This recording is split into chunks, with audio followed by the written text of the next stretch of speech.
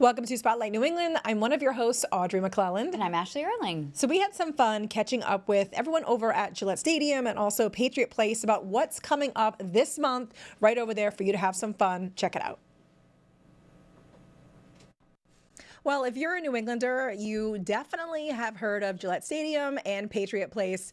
They are just destinations that so many New Englanders go to, not only maybe for football games or shopping or restaurants, maybe you've been to a concert. There's so many things that you can do, but we're so excited this morning to have with us a very special guest who's going to be joining us each month to really let us know what's going on over there. We have Julia Pagliarulo. Oh my God, did I say it right, Julia? Julia Pagliarulo.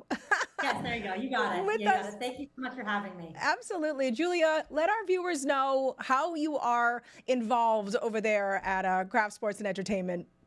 Yeah, so I like to think that I have a little bit of everything. So I directly oversee communications and media relations for our full stadium special events here at Gillette Stadium. So that's everything from concerts to dirt events like Monster Jam and Supercross. We were lucky enough to have the NCAA lacrosse championships here this May. So all of those type of events, as well as I oversee media relations for Patriot Place, which is our shopping, dining destination right alongside Gillette Stadium. I've been a member of the organization since 2018, and I actually got my start as a intern with the Patriots media relations side of things. So I like to think I'm at least a jack of all trades, maybe not a master yet, but I'm working on it. Well, we love that you're going to be joining us because it really is, this is such an iconic destination for New Englanders. I think it's one of those places like you were just mentioned. There's so many things that can be done.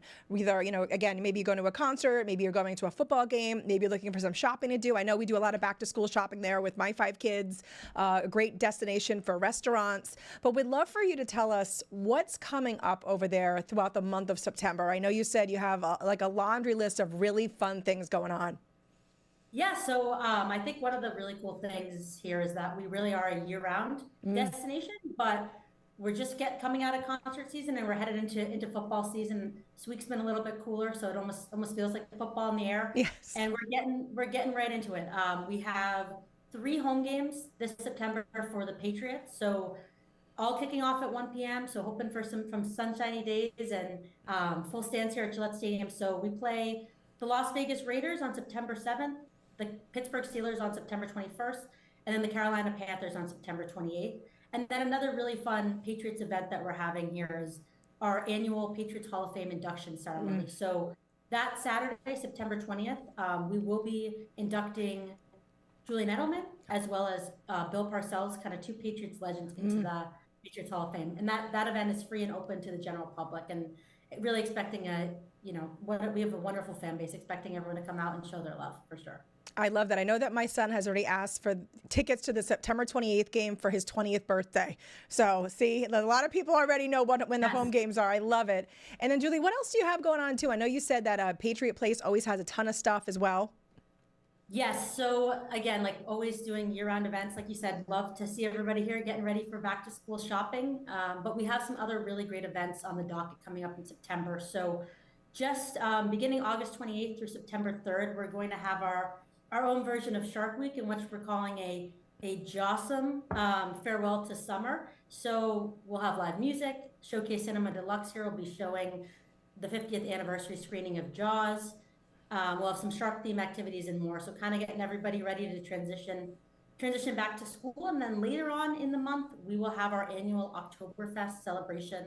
And that'll be September 20th from 12 to 4 p.m. So if you're coming out here for the Hall of Fame induction ceremony, get here a little bit earlier. Enjoy some Oktoberfest celebration for some live music, traditional German activities and games, and just really some fun for the whole family. And then on more of a daily basis, we have really excited to have the addition of 11-0 pickleball here. So they just opened a brand new outdoor facility, have an indoor facility coming later this fall, but really excited to have people get out here and give it a shot. There's so much going on. It's so great. I love that you guys always have such activity and just really fun things, either do on your own with some friends or, I love it, my family, just bring them there and enjoy some fun stuff. That's awesome. Yeah, we love having you here for sure. Absolutely. And Julia is going to be joining us at the end of each month, really giving us a good outlook and just the sneak peek on what's going to be coming up each month right over there. And we just thank you so much, Julia, for joining us on Spotlight New England. We'll see you next month. Thank you so much for having me, and maybe next month I'll have to bring a Halloween costume to get ready. Yes, that's right. I love it. Love it. Take Thanks, care. Julia. Welcome back to Spotlight New England. Our next guest is someone who we've known for quite a while now, and she's one of my favorite people, such a talented woman. We have Danielle Medina with us, who's an executive producer and owner over at Mad Fusion. And we were talking earlier too, Danielle, about your entire career of what you've had. You have just done so much when it comes to creating television and really just programming on subjects that range in so many different arenas. So we're excited to have you here with us today. Thanks so much for being here. I'm excited to be here. I love this. So we're going to kick off with it this way. Ashley and I were talking about this all morning. So if your ears were ringing, that's We're why. like, we can't wait to talk to her more about how she got here, what she's been, what she's done. There's just so much. So you graduated from Syracuse. Yes. And let's start from the very, very beginning. Did you always know that you wanted to do something in the realm of creating either television, either like in front of or behind the camera?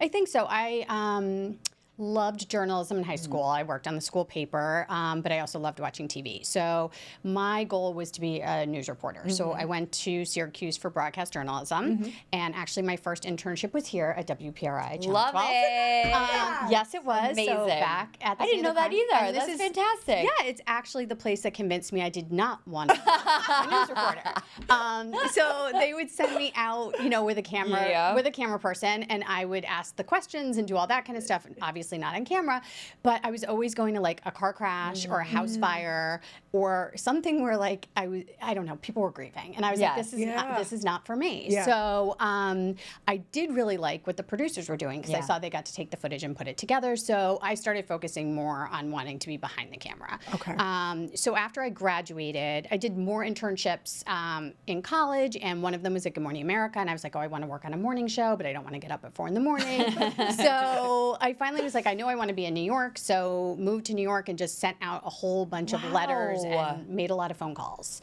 So it was like before, you could email people or, Instagram them or whatever. I'm totally dating myself. My kids will be like, no one Instagrams people. I know, we think that's cutting edge. So You're like, whoa, the message. Power of a message. Yeah, so I actually, an alumni from Newhouse whose information I got, I was calling people at like 11 at night because I didn't want to bother them. So I called her. She worked at MTV, and I assumed I would get her voicemail, and she picked up the phone because at MTV we worked all hours. And I was like, hi, I'm looking for a job. And she was like, well, the head of my department's looking for an assistant. Would you be willing to do that? And I said, sure. So I went in for an interview, and that's how I started. that's launched an the career amazing right there. story. I love And that was that. similar to what you were saying when you graduated and you moved to New York, and you just like threw caution to the wind and just started sending out resumes. Yeah, I was saying, Ashley, I grabbed the Yellow Pages. Yes. Because like you said, to your point, we didn't have the internet. Nope. We didn't have like any social media to really look even people up to see what they did. Yeah. So different. I So can't different. believe that somebody answered their phone at 11 and like just that's how it happened. and a job happened to be available. It did, and I should have known not to take the job because I'd be working till 11 at night. But no, it was good. It was great. It's so true. You landed at MTV. Yeah. And honestly, Danielle, MTV had to have been the place to be. Yes. So I had 2 job interviews at the same time. One was for, at the time it was called WWF, which was the World Wrestling Federation. Yep. So it was to be a production assistant there. They were in Stanford They're in already at the Stanford, time? Exactly. Yeah, okay. So it was there or MTV. And I chose MTV, obviously. I was a huge fan of MTV. To your point, like you couldn't Google things then. And I happened to be interviewing with someone who produced one of my favorite shows. So it was the right place to be. I was in the news and docs department, which did their long form unscripted programming at the time. So it was shows. At the time when I started, it was like Sex in the 90s and things like that. And then we went on to do True Life and Diary and Cribs and all those kinds of things. So. Oh my gosh. So I can't many- even imagine being in that world at that time too, right? It was like the height. I mean, it was when TRL was going, so we always had the people screaming outside the building. Yes. And MTV was really a place then where it was like the inmates running the asylum. Like we did everything. It's what you guys do now. It's like you shot the footage, you edited the footage. We were out there interviewing celebrities at like 23 years old. We had no business doing any of that, but you learned so much. And to this day, those people are like family. Like, and from that time period, what are like some of the things that stick out to you that you did that you're just like either really like proud of, or you're thinking like, I can't believe I did that, or I can't believe I met this person, or even like, I met this person and they totally weren't what I thought. I mean, you've worked on so many things. There's lots of people I met who they weren't what I thought. Probably one of the coolest things that happened was the first year I was at MTV, they would have a lottery for things like the VMAs. So we got to go to the after party for the VMAs, which was held in Bryant Park. It was like this huge thing, and all of the stars were there. And we were literally standing right next to Tupac Shakur, and it was 3 days before he died. No way. Yes. Wow. So like, but we were like there with like Gwen Stefani and Snoop and all these people, like 22 years old. Like, we just didn't even realize or appreciate what we were getting to do. So that was really cool. I'm super proud of the shows we developed over the years. That's the thing I like to do the most. So shows that kind of I got to see from the very beginning kind of become Bring us through something. some of these shows, because these are shows that a lot of us do know, we watched. I mean, they're unbelievable. Like even my Super Sweet 16. I told you, I used to literally, and I was not even 16, I was a lot older, but I was still watching the show. There's a couple of them I still remember, specifically the people that were on. Oh yeah. And so my Super Sweet 16 is probably the show that like is closest to my heart. I was part of the team that helped develop it, and first of all, just seeing it come to life, like it was one of those things where, I don't know if anyone remembers the first episode of the series, but it was two girls who actually weren't even turning Sweet 16. They were like 18. They were having like a coming out party, but like we couldn't find a 16th birthday party that seemed right. So we shot this, and we were in the edit with it, and we knew we had the moments, like they were going through the yearbook to pick who to invite for the birthday party, and it was like just one of those things that you're like, I do remember this, I think, like actually. out of like a teen movie. And then one of them got this little black dress, and then the friend came out in the same little black dress. I do remember that. I actually do remember this. Yeah, so we're like watching this footage, we're like, this is, and then one of our editors went and put sparkles on something, and we were like, oh my God,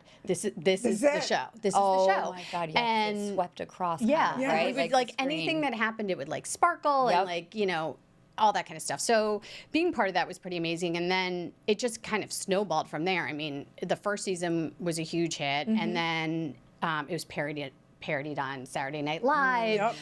You know, it's referenced in movies and all that kind of stuff. And we did the celebrity ones. Like, did you have Rihanna on? Rihanna. I remember watching Rihanna, Kanye West, Pussycat Dolls, like all these big stars. You're like, wait a minute. My kids will laugh at me because a song will come on the radio and I'll be like, oh, they were on Sweet 16. They're like, who wasn't on Sweet 16? I know, they're like so over like, it. Enough.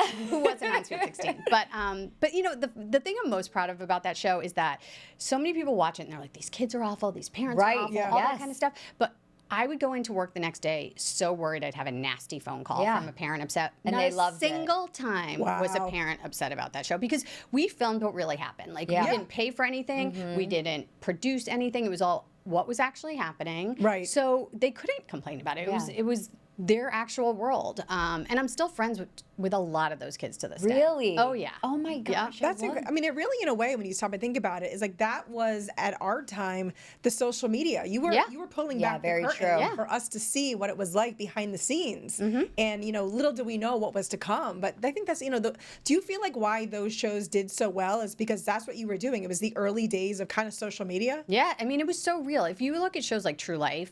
I love True Life. Yeah, it's another one where, like, it's just such an unfiltered look at a real situation. You know, Sweet 16 was like very relatable to people. The kids were going through that coming of age thing. They were dealing with divorced parents. They were dealing with friends issues. It was an extraordinary circumstance. There was a lot of money involved and a lot of drama involved in a party.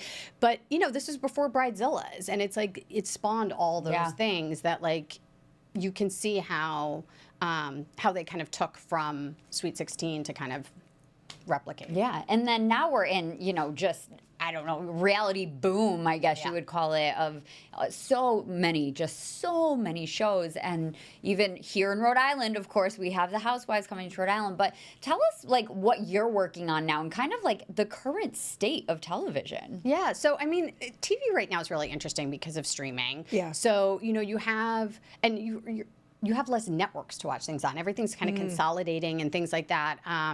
But I think reality TV always has a place. I think what's different now is people are looking for what's real versus not real, and you can kind of see that in what shows are succeeding and not succeeding. They're looking for that authenticity that maybe people have started to question as people have started to realize, hey, I can go on this show to become famous. Yes. No one went on my Super Sweet 16 to become Right. famous. True. That's not, they became infamous, if anything. Yeah. But now it's such a vehicle for people to promote themselves, promote whatever they have going on. And I think rightly so, people start to question that. Right. I'm working on a new series. Well, it's a reboot. There's a lot of reboots going on. So I don't know if you guys remember the show that Kimora Lee Simmons had. Yes, Life in the Fat I Lane. saw this on your Instagram. that. I was so excited. Yeah. I loved that show. Yeah, so we are doing an updated version of that called Kimora Back in the Fab Lane. Yeah. I And love that. she is a single mom to 6 kids. Oh my gosh. She, you know, her girls are out there doing their thing. She's got teenage boys. She's got a 10-year-old, and she's like juggling all this while she runs like multi-million-dollar businesses and deals with all those kinds of things that we're all dealing with. You're not at that point yet with our, you know, our families and that kind of thing. So it was a lot of fun to film. They're all wonderful. I can't wait for people to watch I it. am really excited to see her again That's on awesome. TV. I loved watching her, and she did seem, at least at the time, very real. Yes. Like she was Like what who you she see is what was. she- Yeah. Yes, she is very, very real. And she's one of those rare people that when I'm just at a monitor watching while we're filming, I'm like laughing so hard Yeah. or whatever it is, because you don't was have funny. to produce her. You're just like, okay, let's Yes. just follow this, which is what we used to do back in the day. So, you know, nothing's contrived and that Yeah. kind of thing. It's just like we watch, we make, you know, we follow and that. And so that'll be on E in December or fourth quarter. I'm not quite sure if they've So announced exciting. it. What do you love about really what you've been doing for, I mean, really now it's been a couple decades now. I mean, what keeps it fresh and exciting for you? A big part of it is the new people every time. So I love working with different people. I like the variety of things I get to do. But it comes back to development for me. I love finding an idea and kind of seeing it through to becoming a show, Yeah. and hopefully a multi-season show. But that's the fun part for me. It's kind of creating all the time. Like, you know, I would never turn down 9 seasons of the same show, but like after a while, it's hard to reinvent that. So it's Right. nice to have that variety and have that constantly have your creativity sparked. Yeah, and the VMAs are coming up now again. So like, will you still watch stuff like that? Oh, yeah. Do you like critique it, or do you just enjoy it? Danielle has the best feed for critiquing award shows. Have you ever seen this? I probably have. I follow her. I mean, You're- I love her you are the content. queen I at can't it. think of a Fashion. specific. Oh yeah, I always love when because you Yes. also you describe yourself as like a pop culture junkie. Oh yeah, so Yeah. that's part of the thing. Like I watch as much reality TV as I make. I watch Yeah. more than I make. And you know, it's one of those things where I've been offered to run shows that I'm like, I can't because I love this show, and I'm not. I won't love it anymore. Yeah. You know what I mean? Like, not that I don't love my shows, Yeah. but like, No, there are I some know what you people I mean. know that if I work with them, there's no way Yeah. I will ever like them as a person. Yeah. Yeah. And you know, that's fine. That's what we're all there to do. But I'm like, I know the backstory. I'm not getting involved in this. So, Yeah. So yeah, the VMAs, very excited to watch.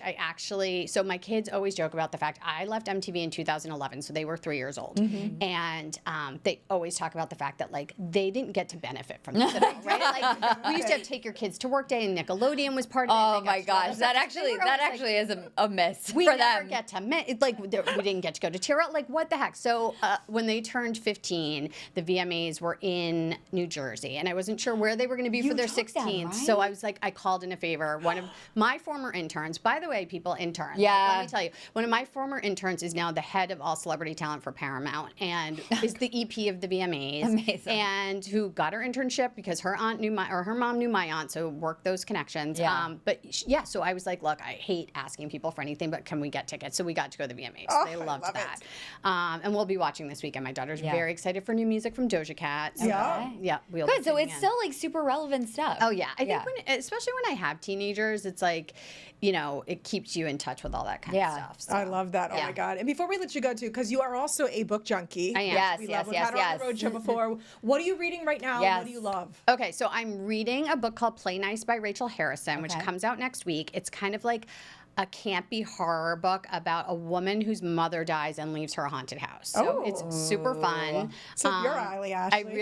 I'm really enjoying it. I'm listening to the audiobook, which is great. And I'm actually reading a book that's been out forever. It's my daughter's favorite book called The Song of Achilles.